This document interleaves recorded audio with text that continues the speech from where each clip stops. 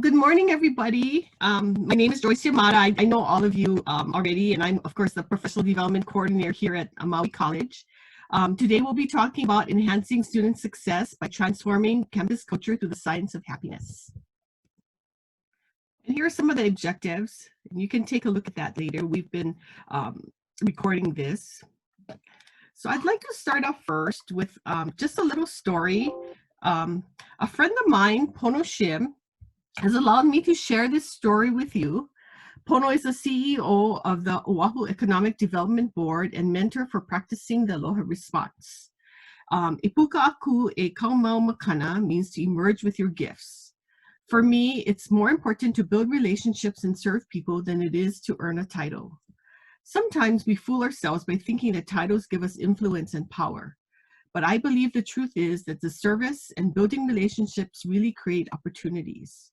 There's more to networking than meeting a lot of people, rubbing elbows with CEOs or administrators.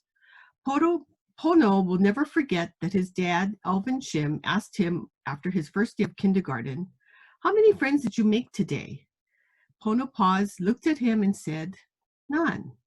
"You didn't make any friends today?" he replied. "No."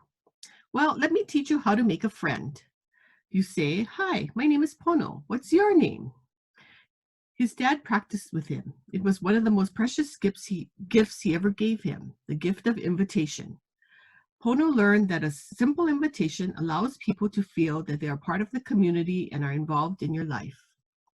A sign that success has been reached is when you can leave a place, person, or thing in better shape than when you first found it. Success is leaving a profound and positive effect on someone. In that way, people want you to be in their community. When you make a difference, people don't want you to leave. It's not because you have a title or position and they want to rub elbows with power, but it's because the place is better by you being there. One way to leave a positive influence on someone is by accepting him or her for who they are and supporting them in knowing who they are and why they are here. By not singling out the best or the most promising, you open yourself up to seeing the benefits in everyone. Everyone has a gift, and I believe everyone has potential promise. The theme comes to mind is emerge with your gifts. The Hawaiian saying is e puka aku e kaumau makana. Makana means gift, puka means whole. E puka aku e kaumau makana offers a vision of emerging, to break forth. Imagine a lava flow that devastates the land and covers up all the life that was there before. And then the ohia lehua breaks through the lava and it becomes a haven for new life to begin again. Wow, what an image, right? The image came into play a few years ago when Pono was on a committee that chaired the ho'olaulea at Kamehameha schools. The annual event is a celebration of great music, food, fun, and service for Kamehameha families. The coordinator of the Parent-Alumni Relations Department each year enlists the help of parents to coordinate and volunteer for the ho'olaulea. During their first committee meeting, Pono said, "I heard Merv asking for help. Too often in Hawaii, we aren't really good about asking people for help. And when people help, they come and they bring their makana. People in Hawaii are very generous. They're kind, and we receive their makana with the perspective of, wow, that's an awesome gift. But that's not what we ask for, and that's not what we need. And we're champions of judging or valuing that somebody's makana, what it might be.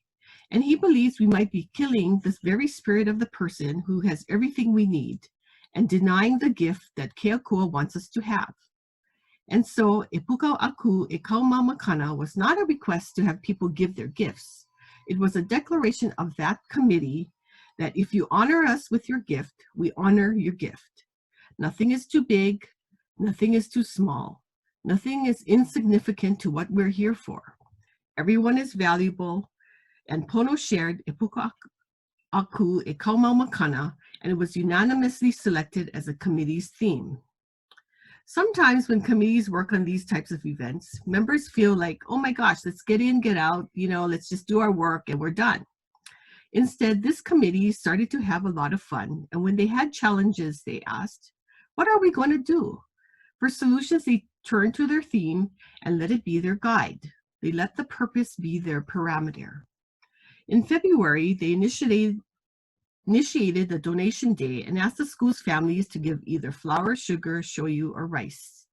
Socially and economically, the family stretched from indigent to affluent, and to ensure that every family would have the opportunity to give a donation, they asked for gifts that they felt everyone could afford. So on February 17, 2005, at 6 a.m., Pono's job was to collect the flour as the kids arrived at the elementary school. Busloads of kids were driving up to the breezeway from the rural communities unloading their donations. Others drove up in cars and delivered grocery bags of flour. It was the first time they were initiating this type of donation. Some would bring, some wouldn't. It was hot, fast, and furious. Flour bags were everywhere. At 7 a.m., the bell rang and the kids left for class, and Pono was stuck there with 3 huge piles of flour. He started to inventory the first pile, then the second pile, and then he got to the third pile and he began to cry. Remembering the theme, emerge with your gifts. Nothing is too big, nothing is too small, and everything is precious, everything is important. In the grocery bag was a quart sandwich bag, and in the quart sandwich bag there was a cup and a half of flour.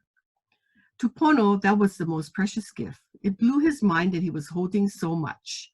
It was ho'okupu. It was a sacred offering. Others might look at that and ask, somebody gave you a cup and a half of flour? We need so much and we got so little. But for Pono, it was the most, and he received it with 5 statements. Number 1, this person is telling me, I hear what you're saying. Number 2, I want to believe what you're saying is true. Number 3, I don't have much. Number 4, but I will share everything I have. And number 5, please use it wisely. Pono showed the donation to some of the school's leaders, and an amazing thing happened. He saw them break down and cry. He saw their eyes wet and red and nod in silent unity. He saw great people recognize the heart behind the gift, and because of it, stretch themselves to do more, be more, and serve more. To Pono, that's what's called raising the bar. And it's amazing that this generous person that probably felt that they were giving so little will probably never know the contribution they made to so many people, especially to Pono.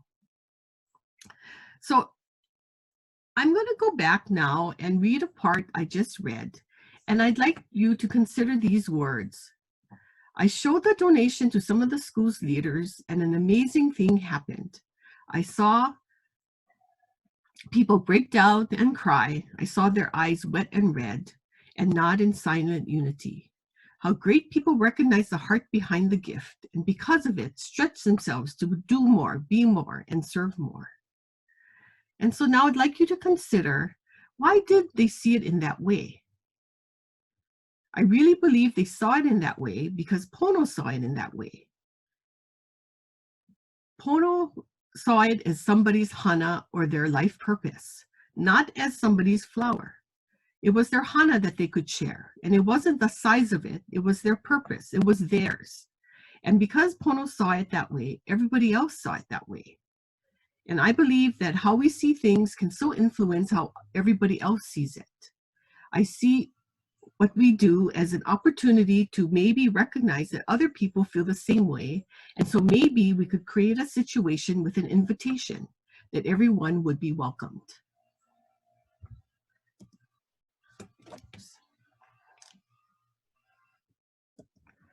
So let's take a look at this picture for a moment. And so what do you see here?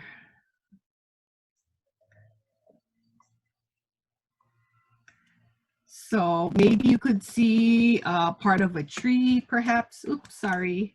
Part of a tree. Maybe a pathway, right? But when I show you this and the dots are connected, you see a Dalmatian, right? A dog there.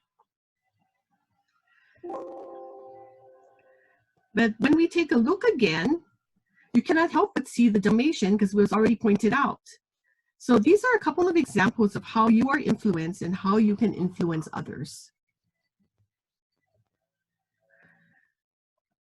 So why do we feel tears when we see a loved one cry? Or why do we wince when we see other people hurt themselves? There are things called mirror neurons, and they're one of the most important discoveries of the last decade in neuroscience. These are the variety of visuospatial neurons which indicate fundamentally about human social interaction. The interesting part is that mirror neurons fire in the same way when we actually recreate the action itself. So in other words, from the perspective of embodied stimulation, observing the actions and tactile sensation of others activates premotor, posterior parietal, and somatosensory regions in the brain of the observer, which also activate when performing similar movements and feeling similar sensations. So what that means is that even if you're just looking at it in your brain is actually working in the same way or feeling the same things as if it was actually happening to you. So seeing emotions of others also recruits regions involved in experiencing similar emotions. You know, when you see somebody yawn, then you want to yawn, right? And same thing, when you see somebody smiling, you just can't help but smile. So just as positivity and happiness are contagious, so is negativity, stress, and pessimism. It shows how much control we have over our environment and puts a responsibility for helping set the mood in the classroom or in the office for students or for employees or teams of employees. So it's not just me setting the tone in the classroom. It's not just me that is modeling behavior. It's everyone. Everyone influences. The students and employees have a lot of control over what's happening in the classroom or office. So there's a lot of research and confirmation that we do influence those around us. Have you ever heard from your parents saying, you know, if you hang out with losers, you're going to become a loser? Well, even anecdotally, we know that we really influence people around us. So why does happiness matter? I think you could probably agree that a lot of our students that come into our college, it's not that they couldn't be successful just taking the classes.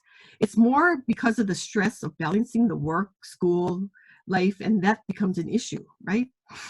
So I've been working at Maui College for about 13 years, teaching dental assisting students for 8 years, and now 5 years in professional development. And I can tell you most of the time when our students aren't successful, it's not because they couldn't actually pass the course. It's because other things got into the way, right? And I think all of you know of this. So what we've been looking at is positive psychology and how we can improve student and also employee happiness and how we can change the outcomes students are having by helping them figure out how to balance work-life stress and all of that.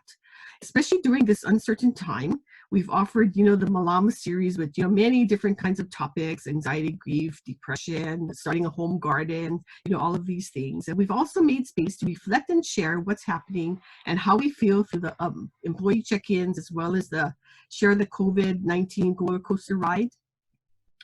And just to give you some ideas of what the feedback we've been getting are, we've really had some positive feedback from participants. And just a few quotes I just wanted to share with you. It can help me with my own struggles to better serve my students. I'm also using some of this as I reach out to students each week and sharing some of the information with them. Staff reports decreased anxiety and higher productivity. Working at home, it's very challenging. Positive bonding, connectivity increases, and overall feelings of well-being. Tracy Carrion, a Fort Range Community College, who does a lot of work on this topic of positive psychology. She's a nursing instructor there. Staff is reporting better relationships with coworkers.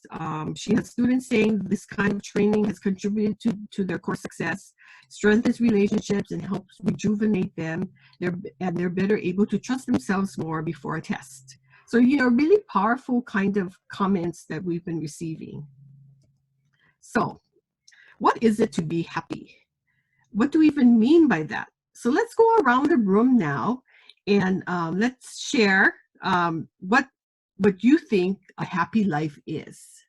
So you can just unmute yourself, and if you don't mind, just volunteer. And just in 1 or 2 words, and this is not written in stone. So. Hi, this is Karen. Great, Karen. So for me, a happy life is really enjoying the moments that I'm in. all day. Awesome. Great. Anybody else?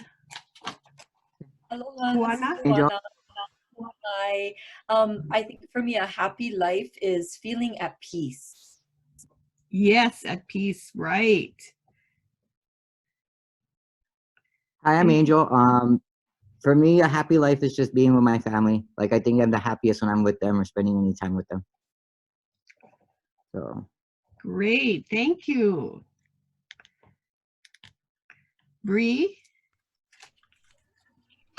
I feel like a happy life is just trying new things every day, like living differently. That's great. Yeah, being a learner. Yeah, great. Marty, you have anything?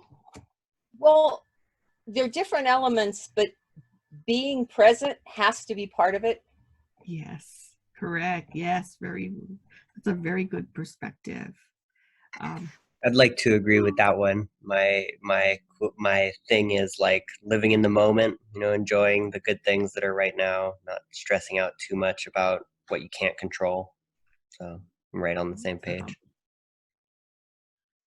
I can't really see the next, who else is here? Hi, Hello. Joyce. This is Uhua. Oh, hello. I'm glad Hi. you're here. I just want to add the happy life. I think is what majority everybody is saying is appreciating the moment. Look for the positives that are with us, and not focus on negatives, and not be so fearful, but be open and welcoming to what is being seen and what is present. Yes, thank you very much. Liana. Good morning, everybody. A happy life is one where I'm not grading finals. No, I'm kidding.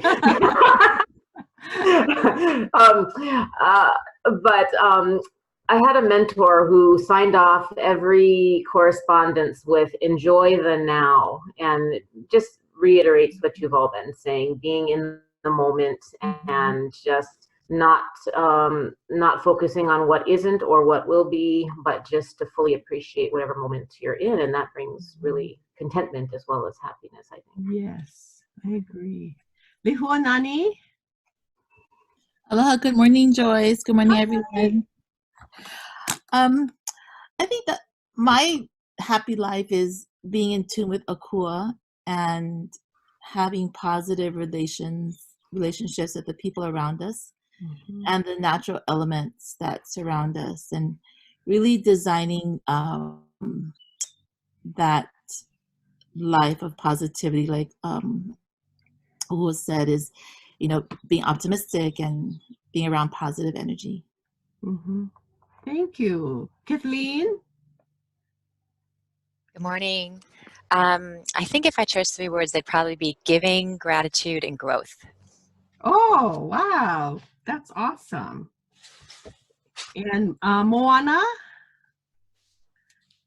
Aloha, good morning. Yeah, I would echo contentment, but also engagement. I would have to engage and know I'm contributing in a positive way, understanding that only in doing that can it come back in a positive way. Yeah, so you have to contribute in that way if you expect that to come back or that ripple effect to happen. So yeah, engaging and contentment, happy life. Yes. So regardless of where you are on the happiness spectrum, each person has their own way of defining happiness. Yeah, we saw so many different, some commonalities there. So you all had some beautiful words and, ideas, and they all go to the idea that happiness is deeper than just a pleasant state, a deeper meaning to happiness than just pleasure seeking or just a momentary kind of, feel goodness. Perhaps the value is found in striving for a good and meaningful life, as you all mentioned. Aristotle said that it was in living and doing well. And for him, it was virtue. It was broader and deeper than just momentary pleasure. A state of being that happiness is grounded in attributes that serve a sense of meaning in the overall well-being of the individual. So it is the idea of having purpose. It is internal as well as external, and the sense of having meaning or purpose. So this is some of the definitions. Research in the field of positive psychology often defines a happy person as someone who experiences frequent positive emotions, such as joy, interest, and pride, and infrequently, although not absent, negative emotions such as sadness, anxiety, and anger. And happiness has also been said to relate to life satisfaction, as many of you mentioned, appreciation of life and moments of pleasure, but overall it has to do with the positive experience of emotions. So I took this slide. I really like this slide because it has it all in one place, from Tracy Carrion and her colleagues. And it lists, optimism, kindness. These are the qualities of happiness, gratitude, personal connections, emotional agility, sense of meaning, and awareness. And I'd like to address right now personal connection. A lot of research has been done around support systems and personal connections that deepen happiness and lengthen our lives. The term emotional agility is what you might often see as referred to as resilience, right? We talk a lot about that at the college, where agility is that flexible ability to be flexible, to move and able to adjust with what happens in life and still be centered in it. Sense of meaning, which I talked about. So these are the attributes that we subscribe to in this idea of happiness. So then I think that the question becomes, are these things innate traits or learnable skills? So are they something that we're born with, or can they be learned, like riding a bike or doing math or something like that? Sometimes it is easy to say, look at that person. They're always happy. They see the world with the glass half full, right? Instead of half empty. There is a truth to the fact that some of us are born more resilient than others, more optimistic than others. We come into the world with maybe higher baseline levels for these things. The signs of neuroscience shows us that these are skills. So these are the things that can be learned and strengthened within us. So what do you call a skill that is practiced until it becomes automatic? Well, we call it a habit, right? So to understand that happiness is a series of habits around these attributes, in this wheel that design a happy life. So what makes up a happiness habit? A habit is a learned behavior, right? Now that we think for just a minute, these habits, what kind of habits right now that you might already do and that are considered happiness habits? So can we go around again, and can you suggest something? What is it that you do on a regular basis, maybe daily or weekly, to increase your level of well-being that makes you feel what it is, the things that you all mentioned, that makes you feel happy? Would you share your happiness habits that you already do? So possible things might be, you might be playing with your pets, which I have my pets here, and I'm so happy that they're quiet right now. So anybody wants to start? I can start. It's Kathleen. Thank you, Kathleen. Hi. For me, it's exercise. I start every day with exercise, and it just gets me off on the right foot, literally and figuratively. Awesome. Liana? I'm glad Kathleen mentioned that. As soon as the quarantine lockdown occurred, my daughter and I decided to do a workout a day. And so now we're on day 48. I've never done 48 days straight of exercise. And so that's been really great. But for me, it's also, if I can get my hands in the dirt every day, if I can do some yard work, some gardening, something for the land that I live on, that really makes me feel good too. That's great. Ohua? I was just thinking about that, and yes, exercise, stretching at least like 30 minutes, and doing walks around the neighborhood. I agree with it. I have a garden now that is actually growing, and just kind of making things, repurposing things so that you can use it. Is just having those little projects. That's really awesome. Moana? Aloha. I love that. Exercising definitely boosts my happiness for sure. So I like to dance hula. That's one thing. I do a daily gratitude practice, and that is very helpful also, and meditation. Wow, you do a lot. Lihuanani? Aloha. I think for me, it's definitely going to the beach and exercising. So I just got back from my workout this morning. So that always gets me off on the right foot as well. Thank you. Cheryl? The first activity is to welcome my cats in the morning, because they come into bed with me first thing in the morning and wake me up, and then make sure that they're fed and happy, and then I do a little bit of watering every morning just to see who has given me a gift of a blossom or a piece of fruit or whatever in the garden. Nice. Jesse?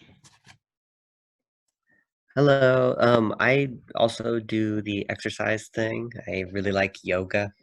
Been really nice, especially I've had a ton of time in a chair between school and work. So sitting down a lot and stretching is a great way to get the brain moving and the body as well. Thank you. Karen? Yeah, so kind of all of the above. I exercise, I do yoga, I do meditation, I do deep breathing, I practice gratitude every day. I enjoy everyone and everything around me. So yeah, that kind of sums it up.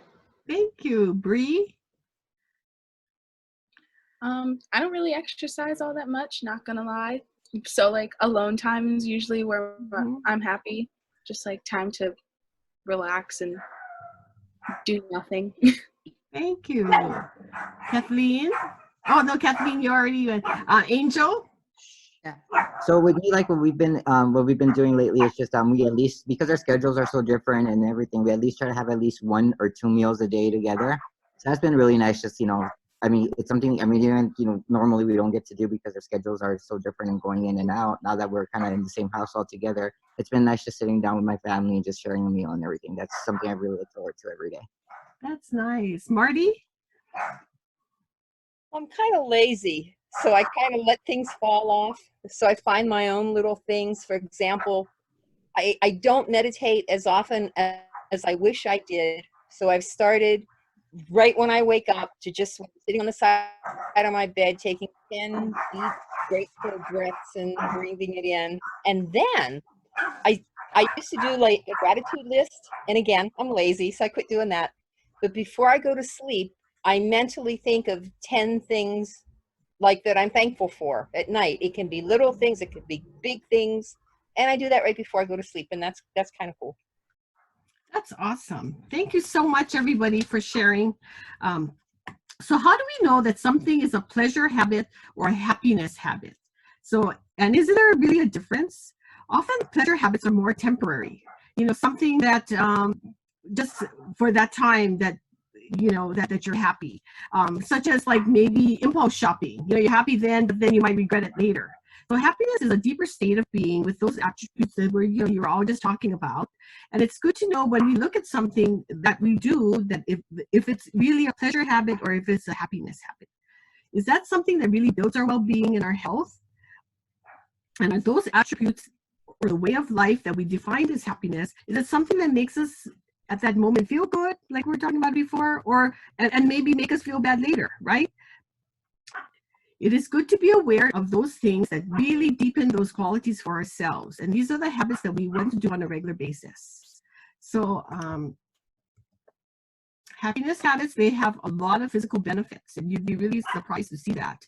And there's been a lot of work around that. It protects you, live longer, protects your heart, lower rates of depression and anxiety, you sleep better, you have a stronger immune system, a reduced rate of death from cardiovascular disease, lower blood pressure, better cholesterol, lower stress hormones.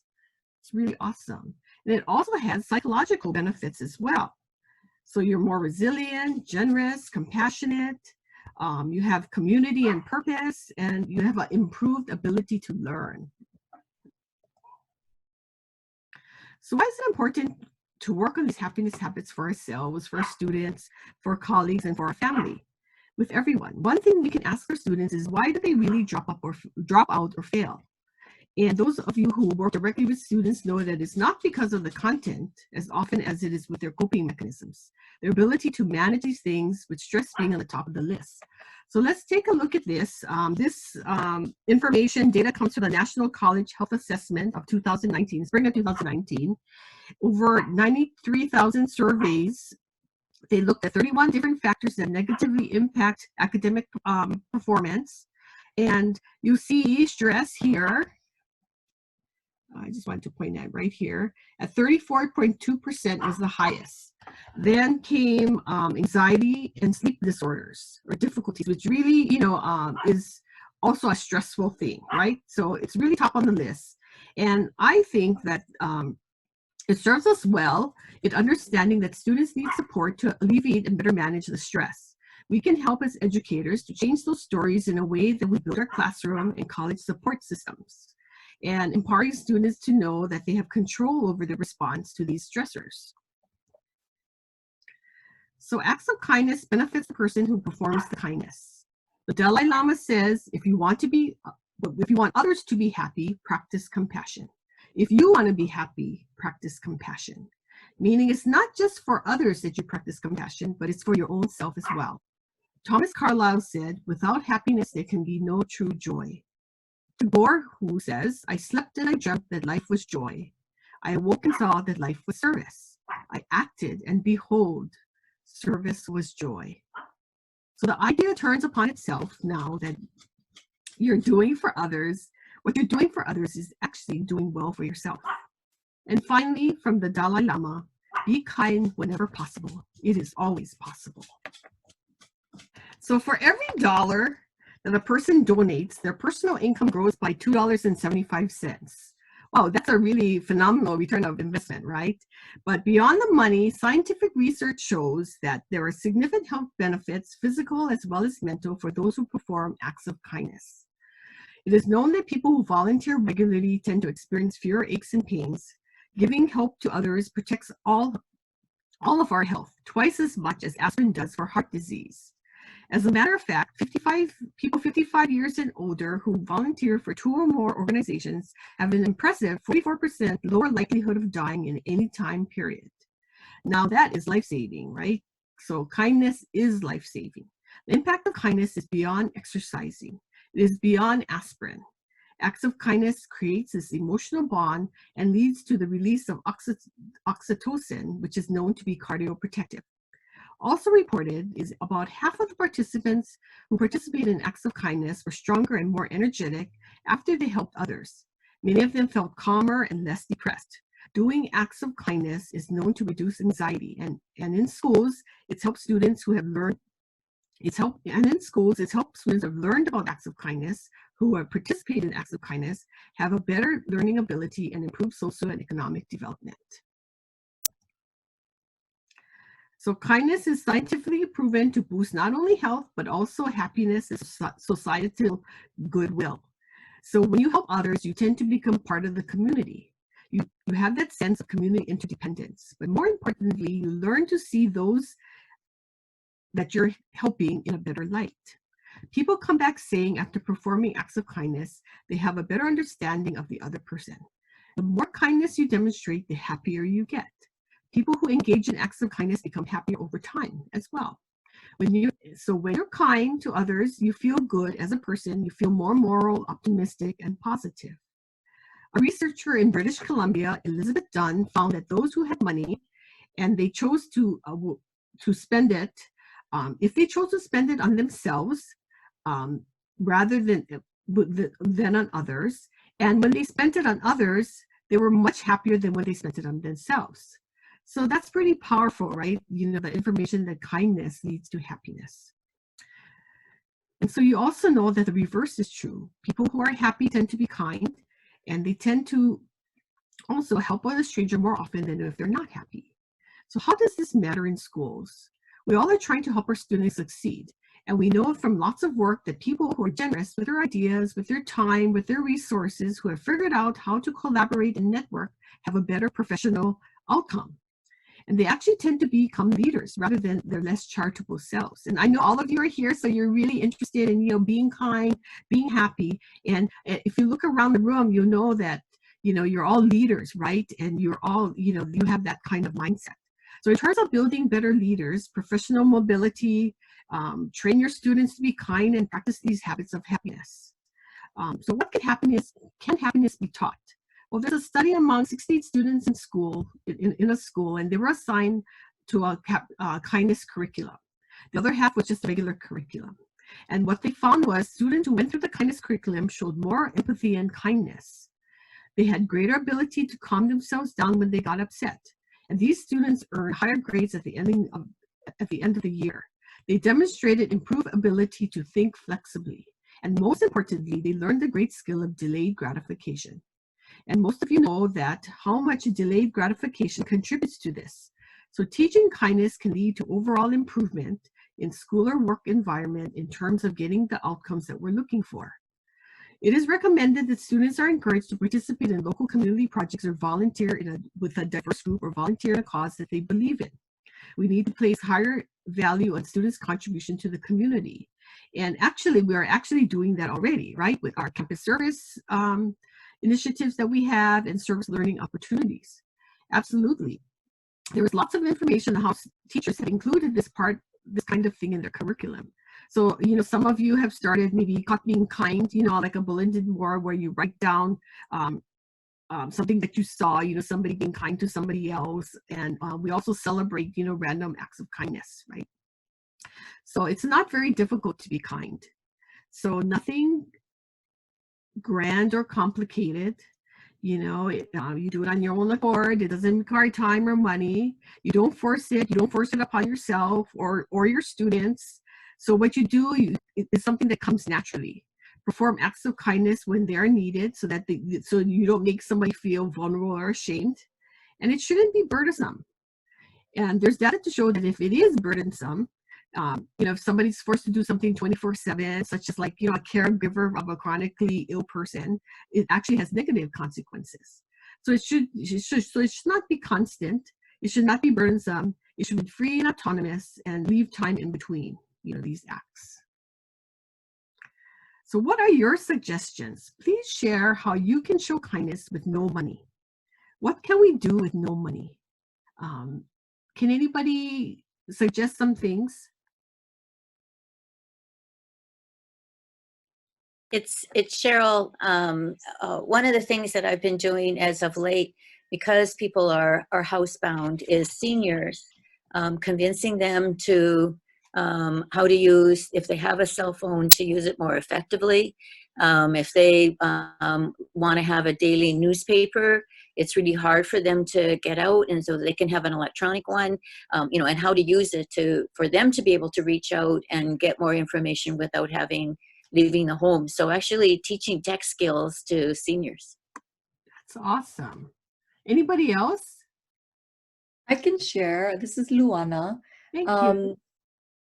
A lot of times we can just give service that doesn't require any money. And so time, basically, giving time to someone, spending time maybe with a kupuna that's lonely. I used to take care of a kupuna in the neighborhood I used to live in. And all she wanted was somebody to just sit and talk story with her and make her breakfast, and it didn't require any money whatsoever. But it was just very simple, but very sweet. Yes. Thank you. And, some other thoughts might be, just helping somebody with their homework, some of the students here that are here today, giving an authentic smile. Before it used to be hugs, but, we can't give hugs right this minute unless, they're living with you. So what about kindness? I was going to mention the smile, but I was thinking to people that you might not normally smile at, that you might not normally say hello to, people that seem marginalized, strangers going by, just the guys hanging there, just saying hello. Yes, that's beautiful. What about some ideas of kindness with less than $5? Anybody? I think while we're having this webinar, my neighbor came to my door because her son is graduating from high school. And so he lives in the neighborhood, grew up, I mean, our families all grew up together. And so I was just thinking about what are we going to do for her son who's graduating. And so she's going around in our neighborhood and she's asking if we could acknowledge this as, you know, when they're driving, I think Wednesday is when Kekalike graduates, so they go up and pick up their diploma. And then as he drives home, she's asking us to like make signs or put up balloons just to congratulate that moment where we were unable to do that. So I think that's awesome. And I like doing those little things and even making lei and putting on mailboxes of just, you know, friends here in the neighborhood. So I think that's kind of not expensive. Yeah, no. And you know what? If you need ideas as well, you know, if you Google it, there's like tons of lists of different things, you know, that you can do. But all of those things are just so, easy to do, but something that we can think about. What about kindness with anonymity? You know, where nobody knows it is. Anybody has any suggestions for that?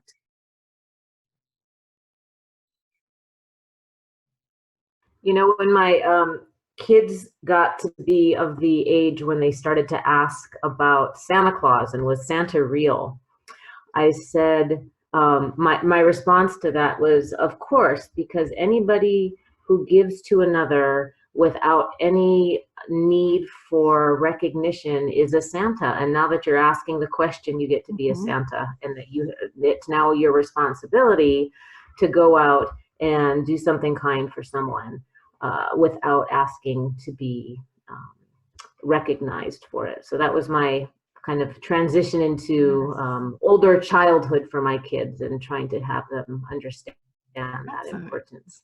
Really great perspective. So kindness, Mark Twain said, is a language which the deaf can hear, the blind can see.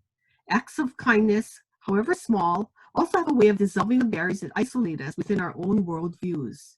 In this way, kindness benefits both the giver and the receiver. So now on to the habit of gratitude. Psychologist Dr. Robert Emmons, who is an expert in the science of gratitude, defines the gratitude as having two parts. The first is the gratitude. Gratitude is the affirmation of goodness, but it's also recognized the source of the goodness is outside of ourselves. So realizing that we are dependent on others and recognizing that others help us achieve goodness in our lives. So, you know, we're really independent with each other, and look at the benefits of gratitude. You know, research shows that grateful people experience more psychological well-being. They are more socially connected. They have more feelings of personal accomplishment, and they have less burnout. And grateful people are also better at coping. They have more coping strategies. Studies in college students have shown that practicing gratitude has one of the biggest impacts on happiness for college students. It helps students seek social support. It helps them adjust to college life. It improves life satisfaction, improves positive effect, and also has positive emotions.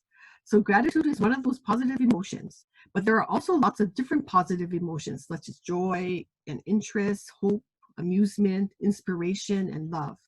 The physical and psychological benefits are great.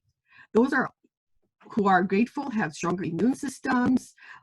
So people who are grateful get sick less often and also heal faster. You know, you can just read down that whole list. You know, they wake up refreshed. And we also have psychosocial benefits of gratitude. People who are grateful are more alert, they're happier, they're more joyful, and they're more optimistic. They're also able to appreciate what others do. And so it's not just a focus on self. They're able to look outside of themselves. They're less materialistic or depressed, anxious, isolated, and they have more grit. You know, we talk a lot about grit in our students, right? So I would like to get to some of the gratitude exercises, speak a little bit about what I do. And remember, this is a habit that we've established that you can learn gratitude. So things that I do and I recommend to others. I believe, you know, you really need to be mindful to be grateful or to be kind, because sometimes we just take things like that for granted, right? So something that I've been doing for quite a long time is I set aside time in each day to contact somebody and let them know that I'm thinking of them and I'm grateful for them. And so my time to do this used to be the 30 minutes that it took to charge my car, because I'm just sitting there, right? So, you know, this habit has really served me well. And even if it's just a text, you know, it's not necessary that I make a phone call. And what I'm talking about is people outside of my family, you know, so different people that I know. This habit, you know, has, especially now, has kept me connected with others. And it's really interesting how quickly, you know, when you're sort of isolated and at home, how you can really get anxious. But by connecting with other people, that's been very helpful. Another thing that I do is I maintain a journal, and it allows space for reflection and for opening up ideas, for processing concerns, you know, confirming how fortunate we are. And there's many ways that you can do this, but the one that I do is the 5-minute journal. And there's a lot of research that says that the best possible way to get benefits of the habit of gratitude is having a self-journal. So so I do the first 3 in the morning, and then the last 2, the 4 and 5, in the, you know, just before I go to bed. So on the day that I was kind of working on this, I had written down, I am grateful for Dawn Kahalehau because she gifted me with a very special fabric to make masks. And I didn't know it at the time when she gave it to me, but this is the fabric. I just wanted to show it to you. Yeah, I don't know if you can see it, but this fabric, she's hung on to this for 22 years. It was specially designed by Sig Zane for her wedding, and it's the Midori or green anthurium. And she told me he won't make a pattern that is not an indigenous plant, but he did that for her 22 years ago. And so I've been making these masks out of this fabric. You can see this. So, and the second thing is, what would make today great? Well, in that time, I was working on the coding for my dissertation. And so I put, if I were to finish the coding, at least 3 people, you know, that would make the day really great. And I always do an affirmation, and I've been doing this affirmation, you know, kind of every day lately. And so that day, it was, I am so fortunate to have good health, as well as my family having good health. And I think it was kind of the beginning part where I was a little bit anxious, you know, people getting sick and all of that. And in the afternoon, the amazing thing that happened that day was that a coworker called me, and we shared a funny story. So just to kind of, in your mind, just go over, you know, some of the really wonderful things that happened to you, even if it's just a small thing. And the number 5 is, how could I make today better? And so I had written that day, I could have made things better by helping my husband clean the shrimp. And my husband does all the cooking, and I happened to be in the kitchen, and he thought that I came to clean the shrimp, but actually I didn't. And I had said, oh no, I'm not doing that. And, you know, thinking back, I really should have, you know, taken a moment to help him. And so I think this part of it is really great because it also helps you reflect on things that maybe you could do better for yourself. Yeah.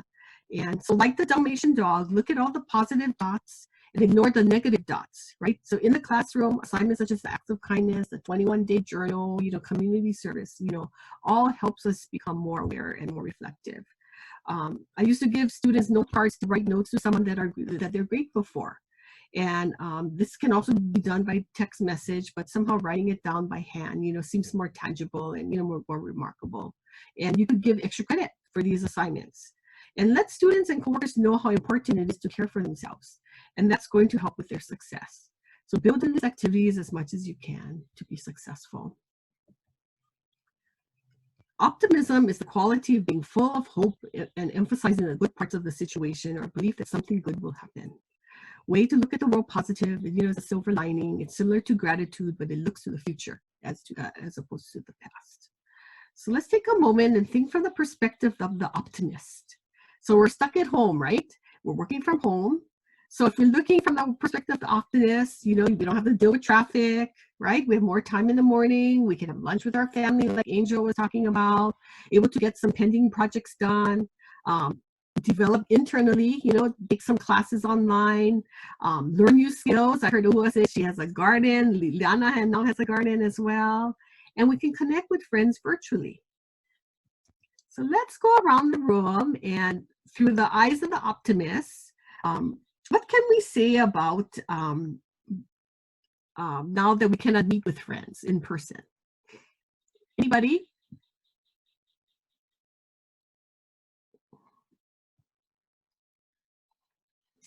We could be grateful for technology that allows us to have meetings or after-hour poo-poos or whatever it is with friends virtually. Yes, I agree. Anybody else? Any other ideas? I had an idea, you can save money because, going out to eat with your friends, costs a lot, right? And I'm finding even myself, I've saved a lot in, restaurant costs and all of that. Anything else? So you can't meet with friends. So what is the silver lining to that? What are the good things about possibly? I find that I actually connect with my, because before I was, you wave at neighbors and stuff, but I actually have now time and you're, near them to actually stop and talk to them. And so I've been pleasantly surprised at how many neighbors have dropped by a muffin or something. And so that we're actually engaging a lot more in a quality way than we did before. I so agree. I think I'm getting fatter because my neighbors keep bringing me all this food and things like that, which is so wonderful. Okay, so what about you can't travel this summer? What are some of the good things about that? I was supposed to go to my son's graduation in Los Angeles and, so disappointed about that. But there are good things that happen. Like I think I saved like a whole ton of money from all of that. I'm getting my refunds now for like the hotel, etc. So anything else? I have one. This is Ohua. So my husband and I had planned this year trip to attend the New Orleans Jazz Fest.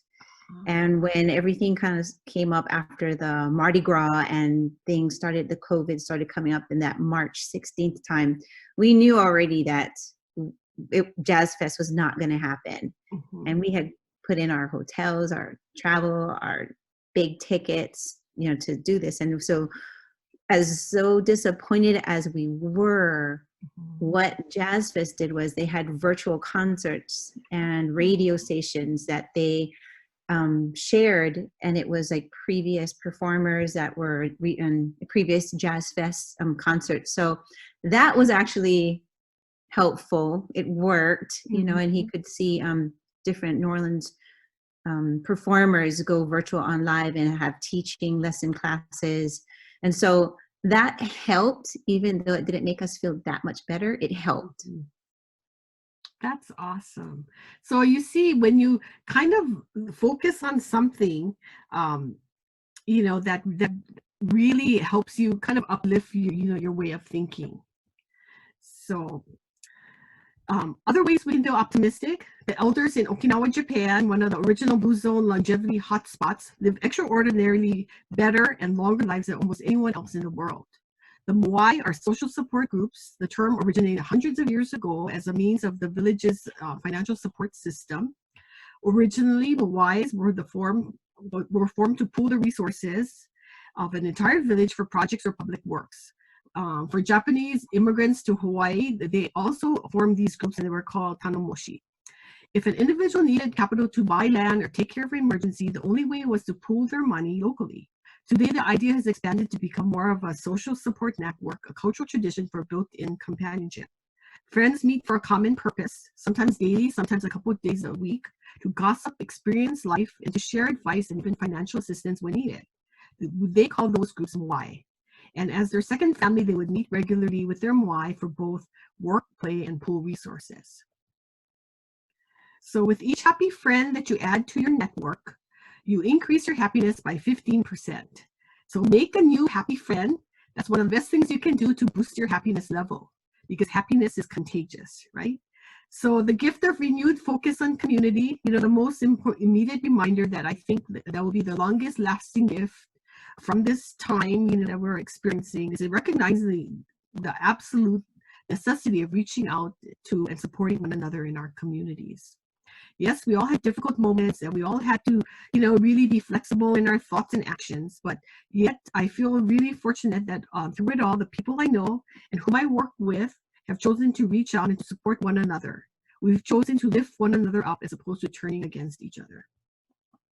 So other circle relationships are the amicable acquaintances we build through occasional interactions on the job and in our neighborhood, through civic or social organizations.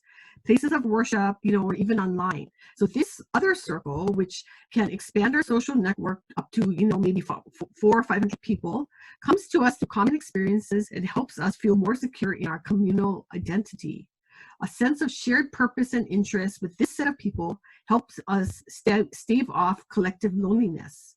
So this helps too, belonging to a group that help reduce stress, repair emotional damage, and promote meaning and purpose is so important. And that was from the former U.S. Surgeon General, Dr. Murthy.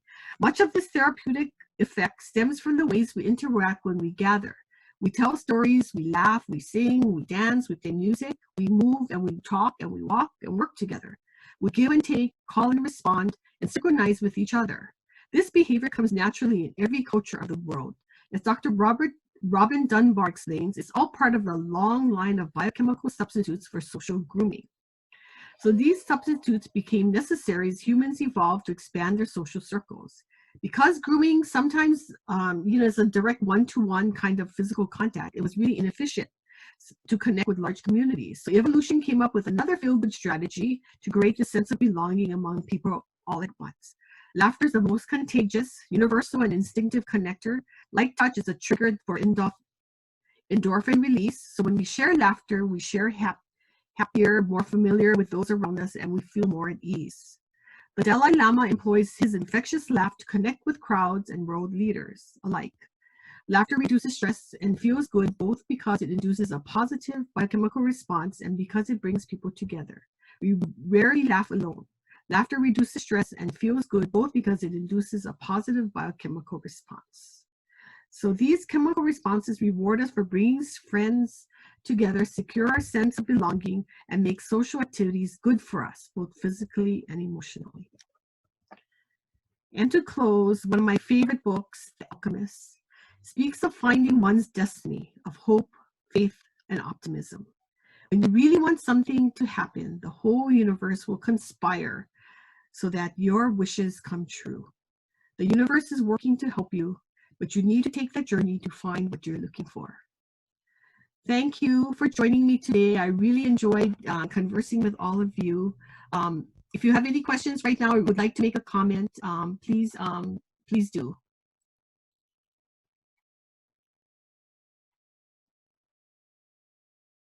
Thank you, Joyce. That was awesome. Thank you so much, everyone, for being here. And take care of yourselves.